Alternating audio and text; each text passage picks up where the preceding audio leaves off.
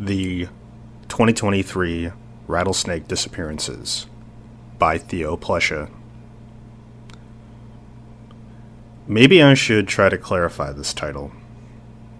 The fact is, plenty of people disappear at various festivals every year. Some of them do it on purpose, to escape someone or something.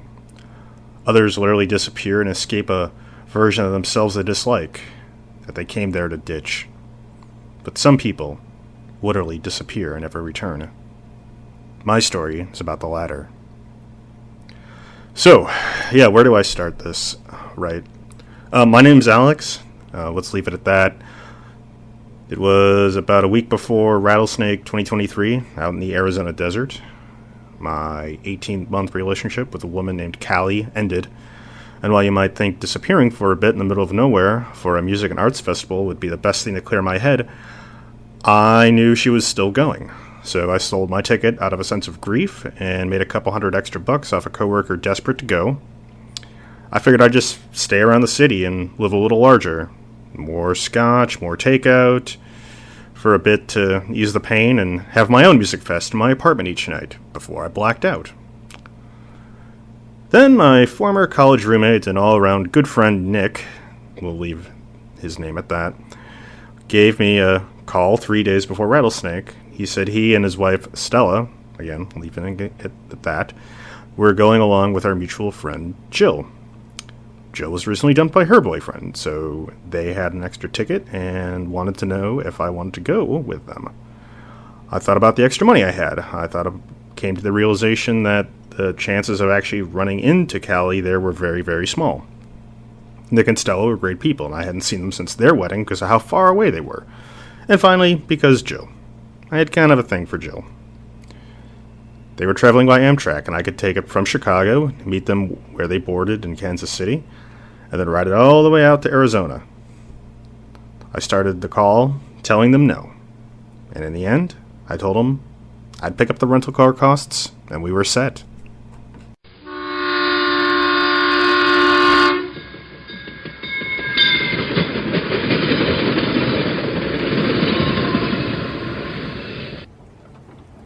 I could feel the air under my arms for the first time since the breakup as the train hurried out of Union Station. There was a certain rush I felt knowing that the train was merely the lift hill to a 4-day roller coaster of mental and physical release, but coupled with a personal endurance contest of sorts. I'm not terribly sure about anyone else, but I tend to code moments in my life with music, more than a mere personal recollection of what I was doing or where I was, but more like a fusion of my intense thoughts and feelings so I can revisit them when I hear a song or a song from a group again. Naturally, I had my earbuds in and hummed along to Saint Cecilia. For those living under a soundproof rock, the non-religious, despite their name, indie punk rock band regularly topped the charts and was playing 2 shows at Rattlesnake. I met Callie at a SC concert, and I was taking this chance to not relive the last 18 months, but to actually mentally record over and replace them with this sense of cautious optimism and fancy-free adventure stirring in my chest behind my temples. I remember being on that train around Springfield and finally circling back to their first album, which came out about a decade ago now. I remember being in my early 20s, feeling radiant and volatile, like I could take on the entire world. Soaked in gasoline, and SC was a flaming Zippo in my hand, igniting me. Music, not just SC I suppose, moved me, propelled me, thrust me in a way I haven't felt in... I guess I really couldn't say. Music was supposed to be about giving the vibes, I guess, as the kids are saying still, for lack of a better phrase, but I wasn't vibing anymore. I remember grinding my teeth and staring off into the bobbing brush line, zipping past at 80 miles an hour, thinking that maybe some of the things Callie said to me towards the end were true, and I had lost the spark. I had lost something that I really wanted to get back. Of course, who hasn't? I'm older. I've seen and lived through so damn much.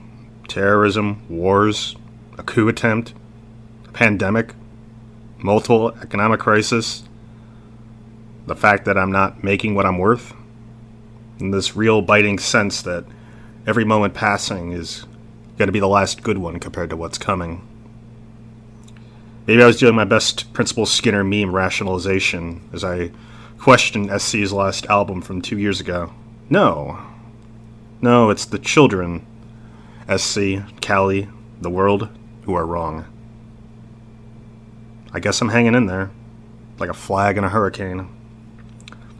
Doing the best I can so everyone else can go screw themselves. I don't believe myself when I said that. I fished out a can of some IPA from my bag, started to drink a bit as the soft greenery of southern Illinois scrolled past in the dimming sun.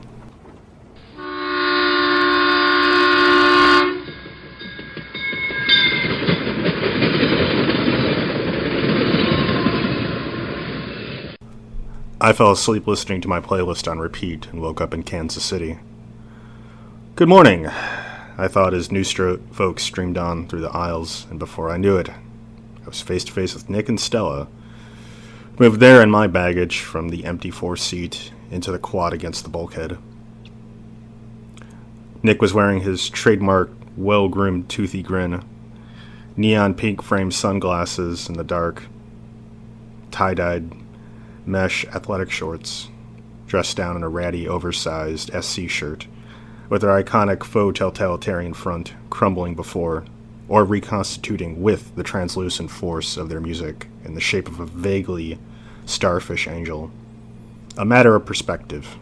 A third album song for those who don't realize I'm making a pun.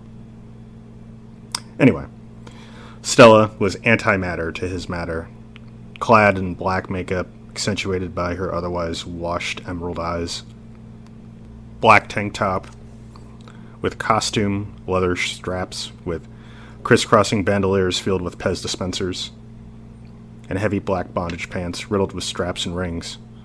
Not exactly practical for the desert. Their only matching feature between them was the neon pink, which she had streaked in her pigtails. It was strange seeing them like this, because the last time I saw them, they were in their finest, at a fairly traditional wedding setting. And before that, when they were all suited up looking for lawyer jobs fresh out of law school. I wasn't going to say anything to them, partially because I caught up looking around for Jill, who I assumed would be with them. Alex, looking better than I thought you were going to be. Nick shouted over the commotion of passengers leaving and finding their seats. Gave a half-hearted chuckle to his statement. Got any more? He pointed to my IPA can. I pointed towards my backpack, and he helped himself and Stella to my beer. Stella's fingertip duly pried the pull tab off without opening it. Then she proceeded to use the same pointy tips to mangle it open, and then she chugged down 8% beer without a breath. Damn! You weren't kidding when you said you were thirsty. Can you still do it? Do what? The over and under. The double-barreled shotgun. Bang, bang. Oh, I said, embarrassed, recalling a party trick I used to be able to do, involving a pen and 2 cans of beer shotgunned, as the name suggested, over and under style. Haven't done that since your wedding. It's a shame, you know? Getting older and bullshit. Hey, I feel great, though. Oh? Yeah, I said screw it. I got these tickets basically the same day I called you and Cirrus. Wait. Who's Cirrus, and where's Jill, by the way? Oh, right. She changed her name, or is changing her name to Cirrus. Huh. Yeah, and she's actually ahead of us. She's driving herself. She's in some kind of art contest at Rattlesnake, and she couldn't fit her entry into the train. Oh. So, anyway, like I was saying, we basically had these tickets fall into our laps because of Cirrus, and basically I told the firm to piss off, you know? I'm going, and that's that. See if they fire me. I don't really care. I can find something else anytime. This, right here, right now, is what's important. He lifted his sunglasses to his hair for emphasis as his eyes swept the cabin. I stared intently at him, and was gritting my teeth a bit with concern about his impulsiveness. Quelled my concern, remembering that everything was alarming to me now, apparently. Yeah, and you never know, like, what's the next goddamn thing that's gonna hit? With how climate change stuff is going on and whatnot, we're so fucked. I was in the mood for a change of subject, and I knew Stella had quit her job some time ago, so any luck with a new gig? Working nonprofit again, but it's drops in the heating ocean. Man, I was so close. So close to what? She can't talk about it. It's attorney-client They're confidential. not my clients anymore. That's the whole point. Look, Alex, I was on the verge of having the legal equivalent of an EMP device against a group of oil companies over climate change. Something that could really change the world. And my firm didn't take it seriously. They didn't want to take it to its logical conclusion because then they would get no money for our class action base. So yeah, that's why I quit like 8 months ago. Anyway, Nick's afraid people are listening to me, watching me, but that's the whole thing. The whole point of going to law school and not, well, whatever. You're doing it again. Doing what again? Doing what again? You're talking. You're thinking crazy, you know? Oh, right. Taking off from your firm with barely any notice. That's not crazy. We had that discussion already. And you're reacting, to how things are. I've been wanting to, get ahead of it. Just get ahead of it all. Pry it all out, So, Alex, Yeah. what happened between you and Callie? Not that we're surprised you're broken up. Well, what do you mean by that? I don't know. You guys you didn't seem very good at the wedding. Yeah, you mentioned that she never even got you a drink there. I shifted in my seat and donned a face of misgiving. Well, that's a weird thing to key on, but yeah, I asked her a couple times to grab me something, and she only got something for herself. I mean, was like one of those things, though. She was just kind of selfish like that. Sometimes I didn't exist when I was always thinking about her. So which one of you did the breaking up? Officially? I did. Unofficially, she did. I think I'm going to need another beer for this. Stella dug into my bag and yanked out another 16-ounce can of IPA. Didn't even bother with the tab this time. She blasted a hole on top with metal talon on her pointer finger, setting suds flying around our little 4-seat cubbyhole before she drank deeply. We had this conversation about some little things, Callie and I. And it came out that she was just going to be selfish about it and proud of it. I didn't like the thought or the feeling of being with her, being with anyone where I was going to be caring about, worrying about them, loving them, when the other person is just not even going to think I'm there because they're so wrapped up in themselves. I can't even see past the length of their own arms. So there's that. Wow. Yeah. Wow. She wasn't even mean to you, because to her, you weren't someone or something to even be mean to. Yeah, more or less. I hate to ask, but how's she taking it? She seemed pretty mad at me. That's bull. How can she be mad at you? Thank you. Thank you. But anyway, again, that's that. Well, at least we got all of that out of the way, right? We've got what? 36 hours on this clickety-clack, right? Bring anything fun to do? What do you mean? We're on a federal train crossing state lines, and Arizona has weed. Probably better weed than Illinois and Missouri, for that matter, so I figured we'd wait. He's just a baby, isn't he? You're a virgin, aren't you? Huh? This is your first big multi-day music festival away from home, isn't it? Do you think all of her Pez dispensers are for Pez? The first pill makes you get smaller. Can't get this past security. Sure can. Just look, they look all just like Pez, see? She lifted the head of a clown, and out came what looked like, to all estimations, to be a piece of Pez candy tablet. She popped it between her teeth, before tipping her head back and washing it down with a fresh beer. What was that? Not sure, actually. I have a list of what's in each dispenser somewhere. It's probably not bad. Well, I'm going to go scope out some nice seats in the observation car. Nick pushed his way into the aisle. Stella offered me a Pez, but I shook my head no. Thanks, but I'm going to save some of my headspace for the fest.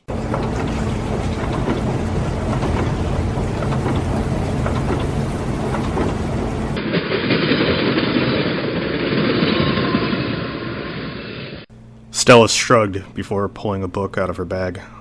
The book was called the TM-31210 Improvised Munitions Handbook, Department of Army, 1969. So, she was back to that shit, apparently. She wanted to blow up refineries a while back, but fell in love with Nick, and Nick pushed her to become an environmental lawyer. I can only assume her recent legal dead end was the last straw for her, and she was back to her old posturing. I wanted to say something to her about pulling that out on a train and alarming people, but I didn't care enough, and just pretended like it wasn't there. I went to sleep, again, thinking about Callie. I remembered something early on in our relationship. Nothing really came easy for us in those first months, but there was always some crisis dragging us to the brink. I remember after that slog, we were lying together on the couch in a moment of exhaustion where I muttered to her that she was the first woman I could see myself living with for the rest of my life. She took those words in with a long breath, with her hand on her cheek, and she told me I was the first guy she thought about dying with. I cringed, knowing she had the nerve to tell me I was the numb and dispassionate one in the relationship, when she routinely slipped in, thinking about her own demise.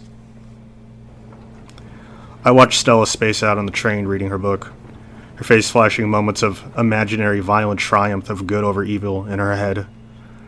Eventually, I took a long, another dreamless sleep, the kind that can unkink your back, neck, and mind, and you wake up gasping on your own thoughts, and the world like breaking to the surface, breathlessly, from a wrecked plane submerged in a lake.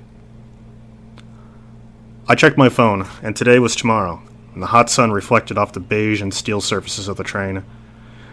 Nick and Stella were gone, but their bags were stacked up in the fourth seat. I found them half catatonic, shoveling snacks into their faces in the second floor of the observation car. I came up to join them with my bag of beer, and we day drank the last leg of the trip away.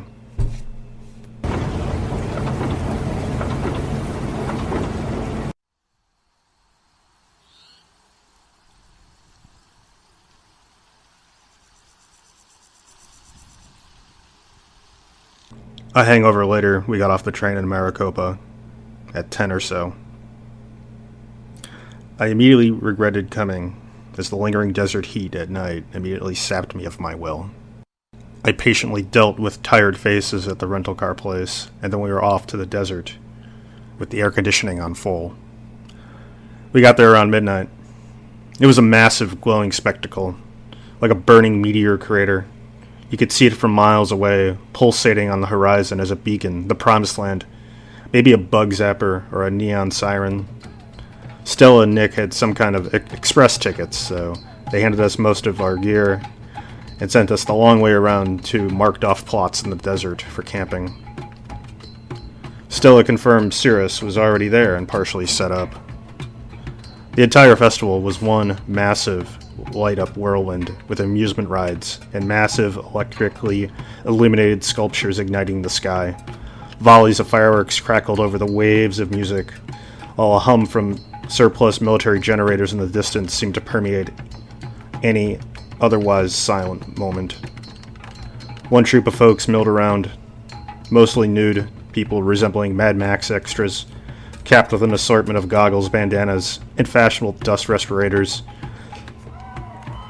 wandered about in a haze of bonfire and cannabis smoke, liquor, and everything on Stella's Pharma Pez bandolier.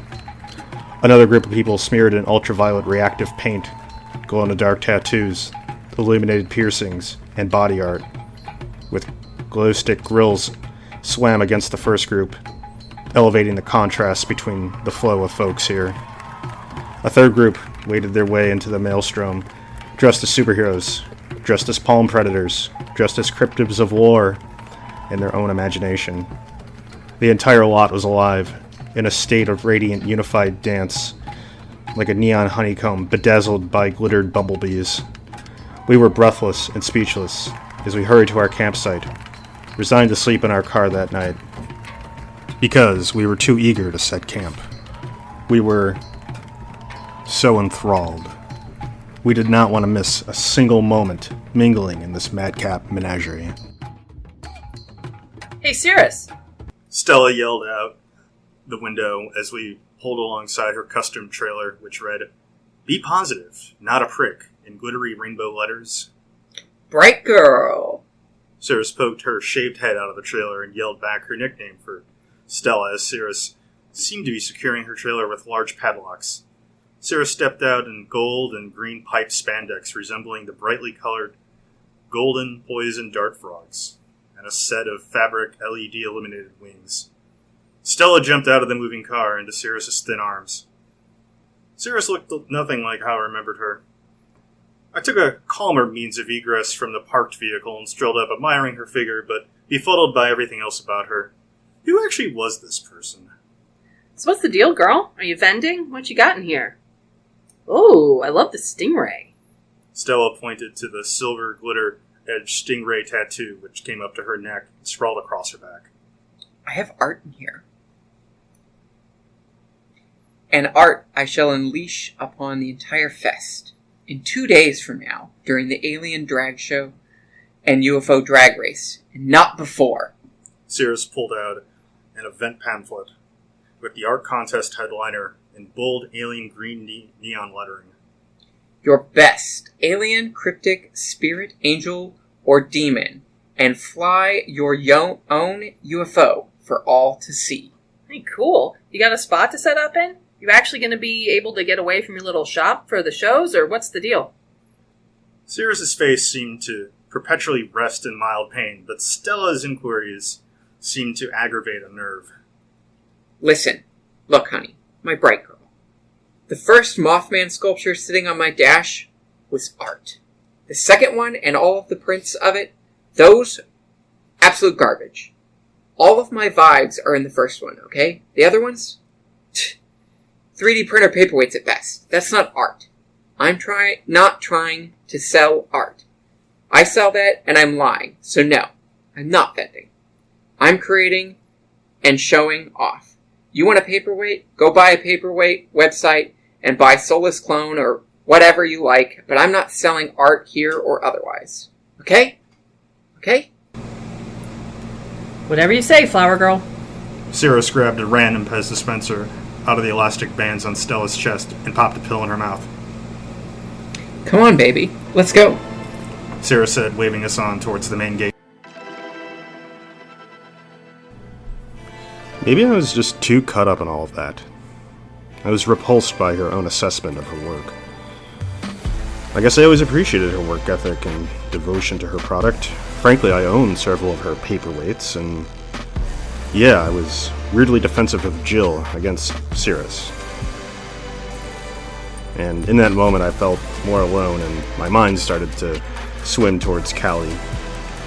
Here I was, dropped in the middle of everything fun, and I was thinking of that. A huge orange and gold LED rattlesnake, complete with a bobbing and shaking tail, arched over the main gates. I don't care for snakes, and it highlighted my apprehension, fearing somewhere in this forest of light, sand, and steel, Callie was here. Adding to the apprehension, cluttering the gates, were all manners of large signs, warnings about the heat, warnings to stay hydrated, to toss any illegal drugs, observe designated smoking areas, and, did I mention stay hydrated? They were manned by a small platoon of large men in yellow vests and black security hats. Once we were waved through the metal detector, which may or may not have been working at all, someone poked around Stella's purse with some telescoping chopsticks, and then we were in. Turned loose on this arid ranch. The only signs of any authority whatsoever rested with the occasional event staff roaming around in golf carts, deployed as trash trucks or makeshift motorized stretchers. Everything else, the real control, rested in the music. It rested with any number of mascots roaming about, including St. Cecilia's glowing, translucent, angelic starfish costumed personnel. We wandered among the crowds of spikes, glow-in-the-dark teeth, and sunburns into the food and drink vending row. The food trucks and stands were often their own works of art. You could get anything from your chicken fingers to fine lasagna, and if you dared, in the middle of the desert, even some seafood. The fiery scent of barbecue anything flared over a spit, clashed with the wafting of strange sweet fruit and lemongrass smoothies. There was a pile of leftover shrimp dumped in the dirt in an empty stall. Nothing was off limits, just things too expensive and perhaps unwise to eat in the middle of a hot desert. We milled around, smoking weed and sharing a feast of various meats and veggies on sticks. Got lost in the Forest of Light exhibition, erected between the three main stages to the north, west, and east, with a dark patch in the south, where the smaller VIP stage stood. QR codes are everything, and the whole camp had its own public Wi-Fi. Your mental state was the only impediment to knowing who was doing what, where, and when, music-wise. As we bumped our way through the Neon Mirror Maze exhibit, we came to a group consensus of who and what we wanted to see and do. The rest of the time, who are we kidding? We'd either be dead asleep or too messed up to realize we were missing anything. Tomorrow night was the big SC show. Then after that, Cirrus's art show. And then the final night was the VIP SC show. And despite how I just wrote about how everything was laid out as simple as it could be, there was no information on how to get those tickets to the VIP show, and no information almost whatsoever except that it would be on the south stage on the final night. We vaguely agreed that we have to put in some kind of collective effort to figure out exactly how to get those tickets. But we found ourselves quickly at the Hurricane Bar, a combination heavy rum cocktail bar with a literal spinning tilt-a-whirl style seats. In a blink, the first night was over. I don't remember much after that, but I woke up in a partially collapsed tent. Apparently I tried pitching in the middle of the night in my blackout. I felt like I spent the entire night eating sand and spinning in a microwave. I had to struggle to open up a bottle of water, and I just poured it on my face before I took a second and actually bothered to ingest it. I crawled out of the oven of the tent, only to be blinded by the sheer depth of the sun hugging the sky and sand. I found my sunglasses crushed in my pocket and saw our camping lot occupied by Stella in a rockabilly swimsuit, sunbathing beside her pill bandolier, joint in hand, reading another military manual. I choked on my dry leather tongue at first, before being able to eject the words, "Where's Nick?" Stella brought the book to her forehead like a visor, then pointed out towards the desert. I turned and became alarmed by a triplet of dust devils towering hundreds of feet into the cloudless cerulean sky. It must have been a quarter of a mile away based on the relatively tiny specks of humans gathered around them, prancing in and out of them. He got me up and asked if I wanted to go play in them, and I said nope. He just took off running from in his boxers.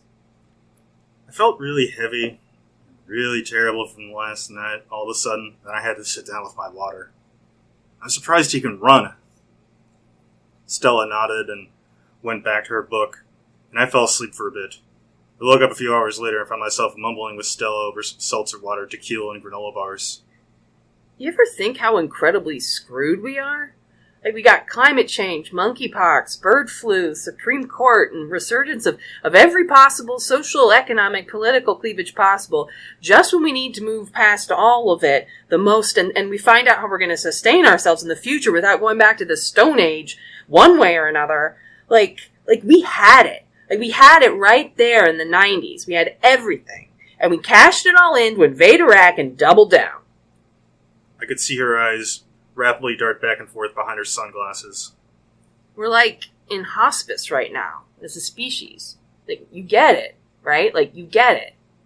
She pulled her sunglasses down to stare me down, eye to eye. I get it, I assured her after hesitating. Where did Nick and Cirrus go?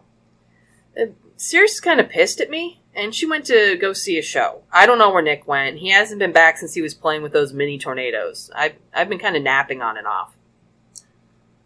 I guess I'm gonna go find them. You coming? It's pretty damn hot. Saving myself up for the show tonight. I get it. I waded through the sweaty, grungy crowds and grabbed an eggs and bacon wrap from one of the food vendors, and then started to look around for Nick and Cirrus.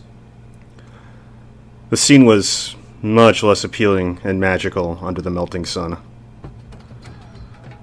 Most of the major attractions were closed, and their operators hidden under what little shade there was. The biggest draw was the Spaceman Edison Flight Company's Hydro Zone, a so-called four-dimensional water park that allegedly recycled 95% of the water. The line to wade through that was very long, even though it was probably less than a 2-minute walk through the funhouse. Though distracted by wet t-shirts, it soon dawned on me that I'd been walking around for hours and the sun was dipping low. I had ridden the Ferris wheel when it opened, and virtually all the tall rides to see if I could spot Nick. It was a huge, huge place, but my gut told me the one place I hadn't checked yet was the next place to go. The medical tents. I found Nick sitting up, but unconscious in a stretcher with an IV and an oxygen mask over his face. I noted the medical papers flapping around in the slight breeze at the foot of the bed. Dehydration, severe upper respiratory inflammation due to lung particle exposure. The dude has had asthma, some lingering long COVID issues, and other respiratory problems for as long as I've known him. And then he ran to play huge dust tornadoes for who knows how long. I bet. He wheezed with his eyes shut and the mask muffling his weak voice. I bet you guys had a pool going. Who would end up in the med station first? They said I almost died. But it's cool. One of the guys dressed up in the St. Cecilia spirit costumes came by and gave me this. Probably so I don't sue. Nick, with some difficulty, rolled over to one side of his narrow bed and produced from under his pillow the proverbial golden ticket, a translucent, plastic light-up tile, a ticket to the VIP FC show. Don't tell Stella or Cirrus, okay? Nick said as he pulled the IV out of his arm and hopped out of the stretcher. Well, let's go find a bar. Don't you want to go back to the camp and at least change? Your ass is hanging out of your gown there, buddy. I don't look any more or less unhinged than most of the people here. That much was true. We got back to the bar district and had been drinking a while at a place that served beer in mugs with dry ice between the inner and outer sleeve of the glass. Even in the desert, you had to hold on to them with oven mitts. But it was worth it, with the lager that cold and crisp, even in the fading inferno of the dying sunlight. I don't remember all of it. Not every word said stuck to me in that heat and all the substances. I think it was now that Nick, fresh off a life or death experience, dropped multiple bombs on me. He nonchalantly told me that he was likely going to divorce Stella within the next year because she had gotten, in his words, crazier and crazier. And wasn't, again, his words, pulling her weight in the marriage. She's always focused on the bad things. I know things are bad, alright? Being more aware of it doesn't help anything. It just makes me mad, you know? And then we're sad and mad. You know? Callie used to do that too in some ways, right? Well, not to pry too much, but she was on some kind of medication for a while, right? Stella was? That's the funny part. You know all of those Pez dispensers? They're her meds. Well, mine and hers. She's got my asthma pills in one. You were still sleeping last night, but Cirrus got pissed when she realized she wasn't taking anything fun. She tried to trade some of them, but she got laughed at by people who know their pills. I don't know. It all happened sometimes early this morning. It was really something. But seriously, they're all there to help even her out. I was there at one point to help even her out, and I don't even know what's up. Maybe she needs to up her dosage, but she's been anything but even. She's talking about saving the world and blowing stuff up again.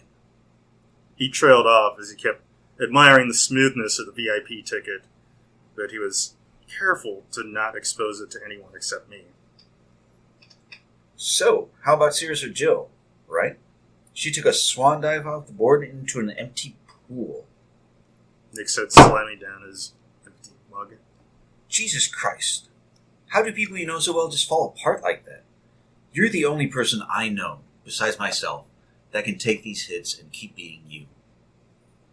I mean, no offense, man, but you almost died running off into the desert into an asthma vortex. Something's up with that, right, man? I've been that way every day of my life. I want to become a lawyer? Pew! Shoot myself out of a cannon into law school, and it's done. I want to blow off everything and come here and do drugs and get messed up every night? Pew! Shoot myself out of an Amtrak, and it's done. Almost get dead and rebound with free exclusive tickets to a VIP show? Pew! I think that's just me. Shots? Sure. I know we made it to the SC public show. I listened to Sarah's complain she couldn't find anyone who would sell her Molly for what little she had or was willing to spend on it. I watched Nick and Stella spoon like nothing was the matter. I know I was very, very drunk and very mesmerized by the guys walking around in the angel starfish costumes. They seemed to be like inflatable costumes with 5 flopping points on their stem with 4 wings over the top and a drone floating overhead as a halo. They were internally lit by soft purple, gold, blue, and green, and mostly see-through, no doubt with an elaborate optical illusion in play. They seemed to drift through the crowd, changing color, and their halo drones emitting sparks or smoke depending on which songs were played.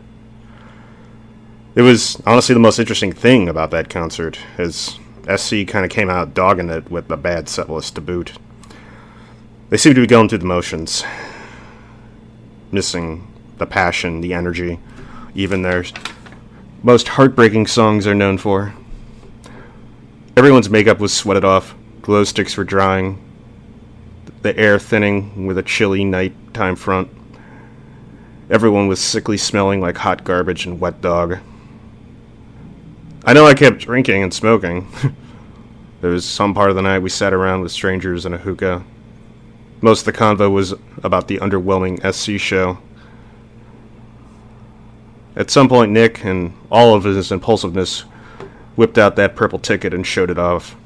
And Stella poured out her drink on him and went back to the camp. Maybe it was all the Nick and Stella drama hanging in the air, or the poor quality of the shows, or just plain being too damn drunk, but I finally got Sarah's attention for a bit. I asked her about her name change, about when she started shaving her head, and why did she get a massive stingray tattoo, and, you know, what was the big thing that made her toss in the towel on selling her prints and replicas. I honestly can't recall any specific answers to those questions, but whatever interest I was showing her moved her enough so that she would let me get a sneak peek of her costume for the contest the next night. She explained that the sky would be flooded with drones and balloons fitted with amazing lights to simulate multiple UFOs landing at the site, while costume performers like herself would zipline over the crowds in the most elaborate outfits resembling aliens or cryptids of lore, Bigfoot, the Loch Ness Monster, and in her case, the Flatwoods Monster, from Braxton County, Virginia. People would vote for the best in show. Now, neither of us knew what the prizes were, but she was confident that the prize might include tickets to that special VIP show. Her trailer was well lit, and based on the tools scattered about, she was putting the final touches on her rig. The creature in question was based on a series of eyewitness sightings to a UFO crash and alien emergence in Virginia in the 1950s. The being was said to be 10 feet tall, something she'd accomplished by having 3 detachable parts of her bodysuit stacked on each other. Each of these parts were painted metallic glossy green and a flat stealth fighter black, with an ace of spades shape of a hood over a blood-red head and face, glowing green and orange eyes, and mechanical arms with sharp talons. According to folklore, the entity seemed to fly or glide a few feet off the ground on a bed of mist or smoke, something she took to emulate with an internally powered fog machine built into the lower assembly. I examined the rig, where the zipline would attach to her massive costume. It seemed designed to unfurl and unfold in flight, which would create more drag, almost like a kite.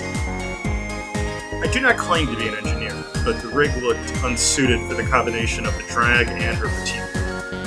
But I suggested she reinforce it. She told me it wouldn't look right. And when I warned her again about it, she snapped. I am the art. I thought for like 1 second, you of all people might appreciate what I am trying to do here. But no. She pushed me out, slammed the trailer door behind us. Don't you breathe a word of any of what you saw to anyone. Cirrus trailed off as our mutual attention turned towards some other yelling.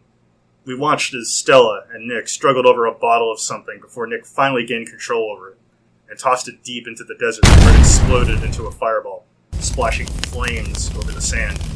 Are you nuts? What are you trying to do? Hey, look at me. What are you trying to do? What are you trying to do? Nick screamed over and over again as Stella stood silent, silhouetted by the flames of her own firebomb. Cirrus took Stella's hand and led her off into the festival gates. As they faded away into the frenzy, Nick and I stood around before we rejoined it. I don't remember much, except we didn't make it back to camp that night, instead found a commutal bunk to crash at. That next night came at us fast, like a rolling storm. I was sun-sore and hungover on steroids. The night was welcomed, but like a band-aid on a compound fracture. The festival had finally made that turn, the turn from fun to some sort of personal endurance marathon. All my clothes were sandy and soaked through with sweat. Everything was my own version of John McClane's undershirt and Die Hard. All the stages were still playing someone, but I couldn't tell you who. Their music and the muted ravings of a few fans melded in there, and the constant din of the huge generator farm. It was all such a headache. I groaned to myself a few times knowing that this was a false peak, knowing that even if I had stopped drinking and smoking before that, I'd still hurt all over by the time I got back on that train. Stella was still gone. We ended up giving up looking for her and joined the crowds around the UFO alien drag show. Nick and I knew eventually, with Cirrus being on stage, so to speak, we'd eventually run into Stella. The night sky was filled with color-changing chasing orbs, classic silver flying saucers with all manner of illuminated portals. There was even a massive black triangle UFO made from 3 drones and a black plastic tarp with LED lights that floated above us. Joining the UFOs above were the performers, in costumes, sailing down the zipline suspended some 30 feet overhead. The loudspeaker announced that a moth woman sailed overhead with an intricate set of black and white wings. She was followed by the white hot Jersey Devil and a cluster of lime green Kentucky goblins. Finally, they announced Cirrus as the Flatwoods Monster. I couldn't watch because in my mind I knew what was going to happen.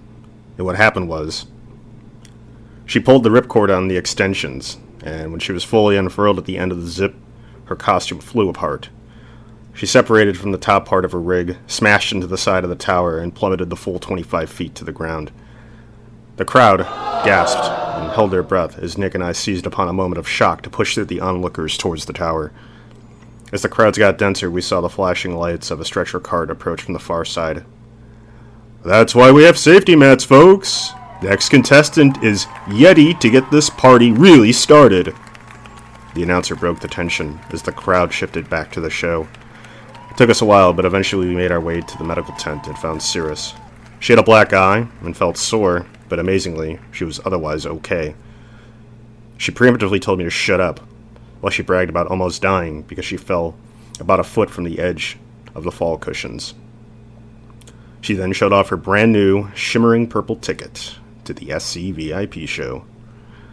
She said one of the Starfish Angels gave it to her while she was getting checked for a concussion. Cirrus was eventually released from the medical tent, and officially she did not win an award for her costume, but ultimately she got what she wanted. We spent the night and most of the following day looking for Stella. We thought at this point maybe she had left the festival entirely. After covering all 3 main stages, all the side shows, all the vending areas.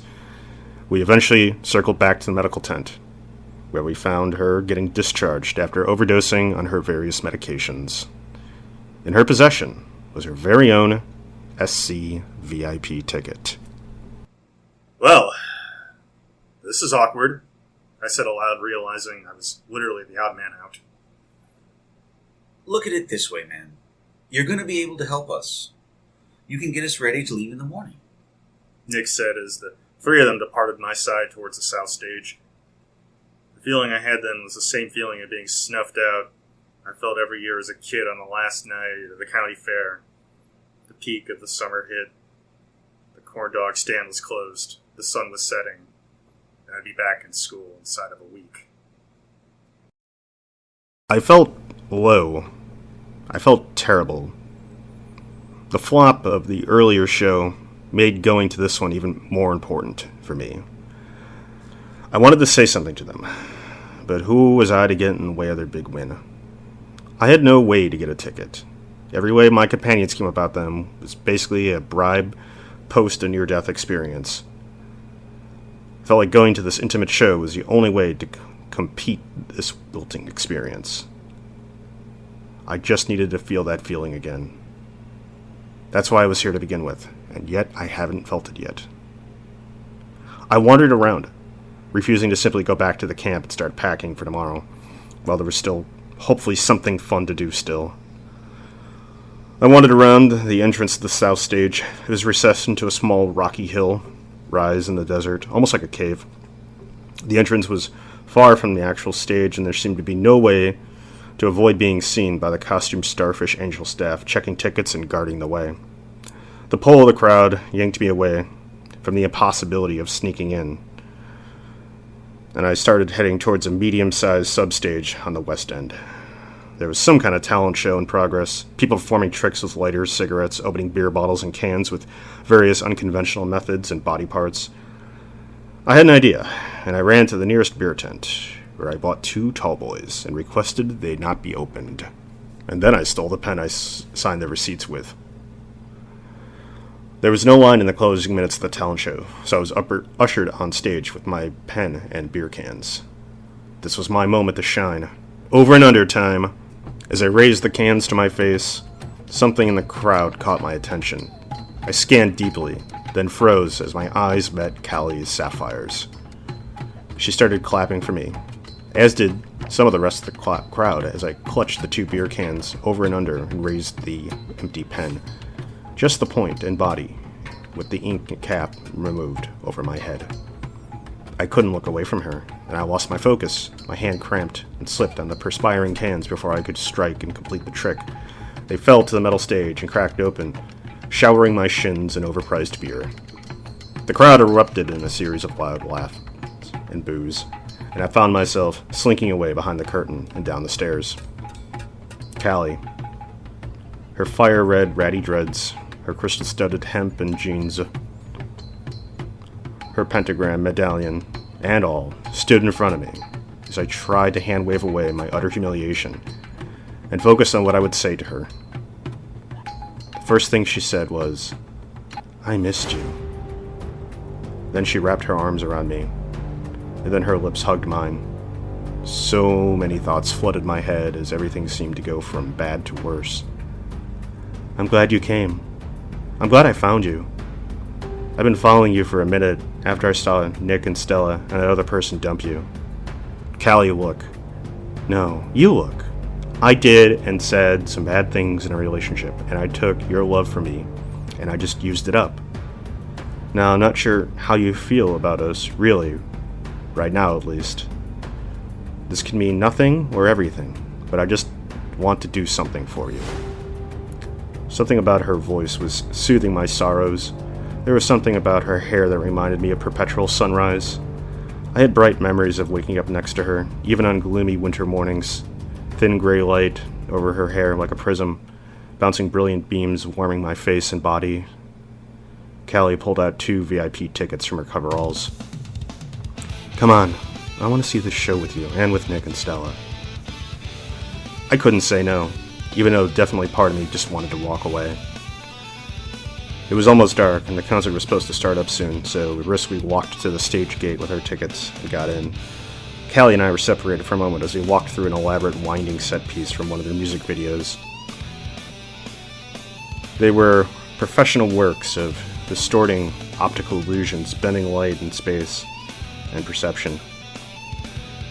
They were all real-life reconstructions of their destruction in reverse visuals. A little suburban house and all the appliances and furniture in different stages of explosive destruction or spontaneous creation. Or presence existing all in the same time in the same place, depending on how you turned to face the objects. There was a bedroom. It looked a lot like the one in my apartment.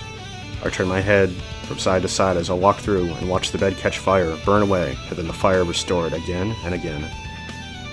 I walked out of the exhibit, into a tiny covered stage embedded inside the dusty hill. Looked like there'd be maybe 50 people in attendance, even smaller than I figured for an intimate VIP experience. I was actually a little apprehensive at first with the stage almost level, giving this distorting experience of who were the actual performers, artists, and musicians, and who was the audience. Weirder still were the black and white sleeping bags for each audience member. I crouched beside Callie, who found Nick, Stella, and Cirrus already milling around about the little area near the east wall of the little cave. It was close, but not cramped, but I could vividly recall the face of my nearest stranger with a goatee and gauged ears. And I remember him well in part because, like me, he didn't have a drink in a plastic cup. Almost everyone had one. Maybe 3 people in total had none.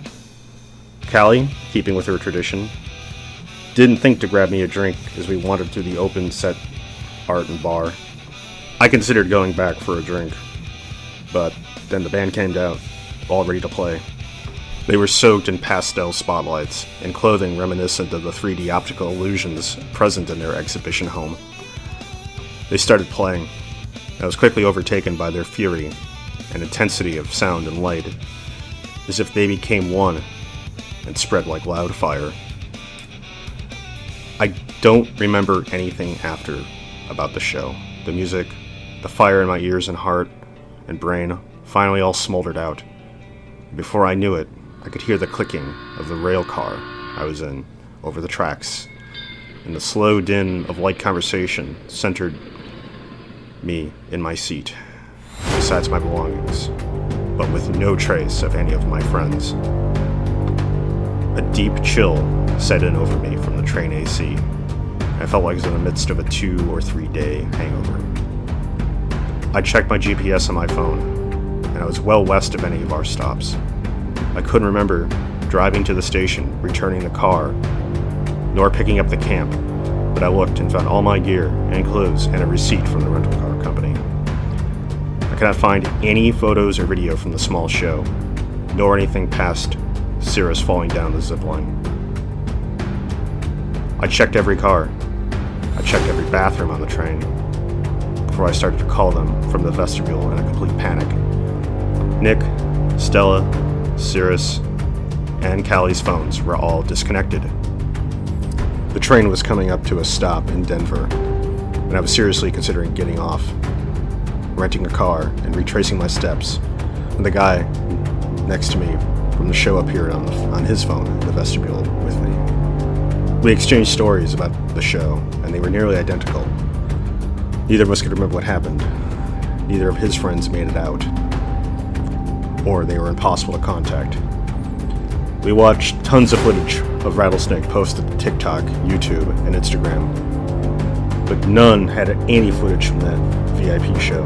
Even the big influencer accounts with hundreds of thousands of subs had extensive drone footage, which, upon close examination, seemingly didn't even show the South stage, and only one mentioned anything about a VIP show at all. I called work and arranged to take more vacation time. I was the only other person in the world who could collaborate any part of this mystery. Got off the train in Denver with me. We both made plans to circle back. We milled about the train station for a bit, waiting for our rental car. We had some missing persons flyers made up, and we started posting them around the huge transport hub. We found bulletin boards riddled with the fading images of dozens of young people like our friends, all of them last seen at various music festivals. A certain real damning futility set in as we contemplated going to the authorities, if for no other reason to head off what would be a flood of calls from our friends' families, co-workers, jobs, and other friends looking for them in a day or two. Alone in a dim corridor, a new St. Cecilia song started to play softly over the hub speakers. It all came rushing back as the music reignited fire in our ears and followed across our bodies into our hearts and brain like a fuse. I had this coded in my brain. I could now remember watching in dumbfounded amazement as the 5 band members slowly turned into their signature angelic starfish creatures, and they abandoned their earthly instruments and seemed to project the music from the tips of their 5 limbs. At first I thought this was an incredible illusion and an act, but it wasn't. I froze in horror and watched these creatures expose themselves for who they truly were. As I gathered my wits and turned to go, I noticed everyone but myself and the other 2, without drinks, were in their sleeping bags, with their eyes glued open, but not moving, and after a second or two, accounting for the rapid pulses of light coming off of the beings, they were noticeably not breathing. I grabbed Callie's limp hand and shook her violently without success or response. Her physical form shrunk and rotted and then dissolved into the sleeping bag, along with the other 47 or so attendees, save myself. My friend, Chris with the goatee, and one woman charging the stage in some desperate effort to see our friends return to us. We could barely hear our own shouting over the music, which slowly turns into just the speaking voice of the creatures, making it in front of us, and then, at least in my case, their voices all modulated to our friends. Nick, Stella, Cirrus, and Callie all live their lives to their logical extent with one or more terminal diseases, hopeless passion, violence and rage against the boiling pot of the world, and foolish impulsiveness without bounds. Instead of expiring alone, in poverty, in pain, in futility, or in disrepute, they have the fortune of adding their brand of restlessness with what you call souls, their diseased souls, to the creation and transmission of what you and others worship as music, our music. Until we pass from your realm, you will always have your friends in our songs, and perhaps your paths will come to contribute with them. Now you will enjoy them and all of their intensity once more, and then make your way back to your life to tell whatever story you wish to tell about their past lives. Know that this is for the best. Their voices rang in my head, and I couldn't shake them.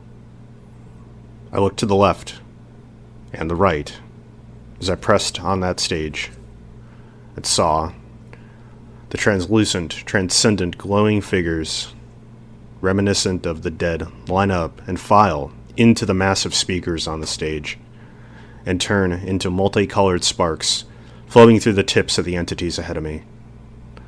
Then I could see myself, hypnotized, and in fast motion retrace my steps to here and now. I came back to the cool beige tiles of the train station. I looked at Chris with the goatee, and I could tell that he heard what I heard in his head. Maybe it was slightly different, and maybe with his own friends' voices, but I could see it in his face. He set down the missing persons flyers into the trash and walked away without saying anything.